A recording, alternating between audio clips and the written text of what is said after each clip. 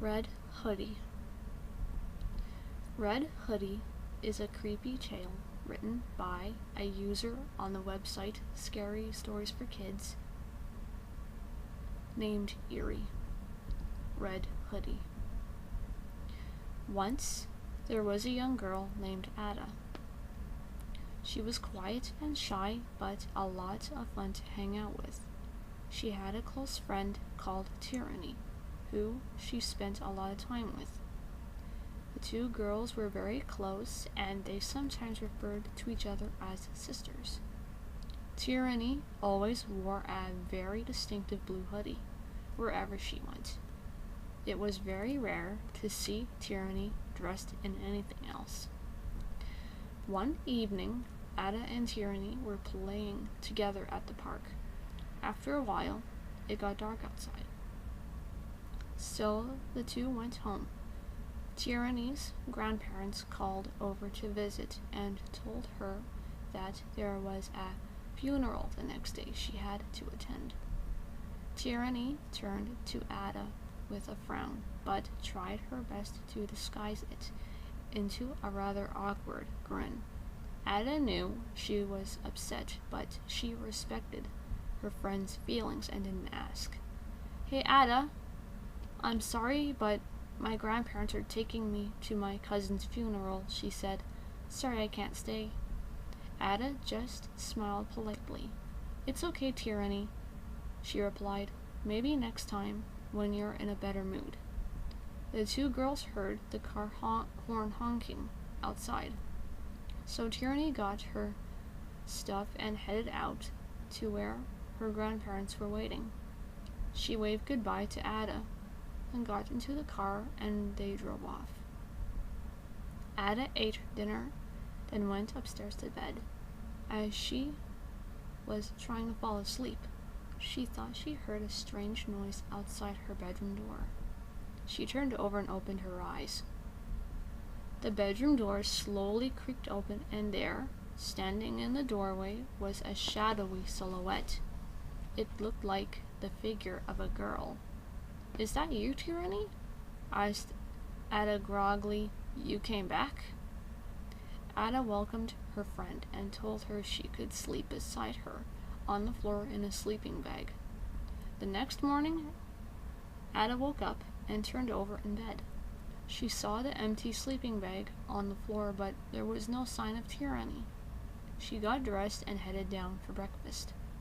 When she walked into the kitchen, she was surprised to find that her friend wasn't there either. Ada shrugged her shoulders. "Maybe she went to the park to play without me," she thought. After breakfast, Ada hurried down to the park to meet up with her friend. Ada saw Tyranny over by the playground, but something was different about her. She was wearing a red hoodie, and she didn't speak at all, not even when Ada greeted her. She didn't even say hi. Ada shrugged it off again, but this time she felt a little uneasy. That evening, when it was getting dark again, Ada decided to go home. She turned around to invite her friend over, but Tyranny was nowhere to be found. Ada scratched her head and shrugged for a third time that day. She figured her friend knew her way around the neighborhood, so she went home alone for dinner. While Ada was eating her steaming hot dinner of lasagna on her plate, she looked at her mom and dad. "Mom, Tyranny and I were at the park and had a bit of fun, but something was strange about her today. She was wearing a red hoodie. She never usually does." Ada's father looked at his wife and shrugged.